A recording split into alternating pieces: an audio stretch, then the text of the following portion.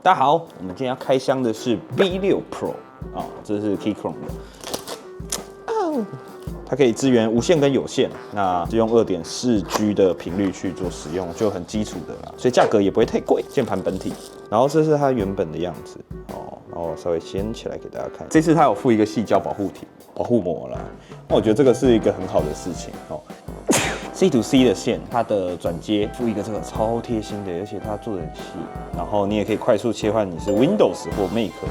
那它可以集程式在它的荧幕上面，同时可以做串联电脑的动作，还不错哦。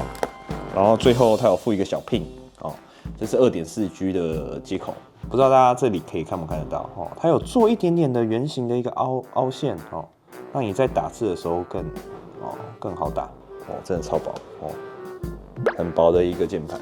今天开箱就到这，拜拜。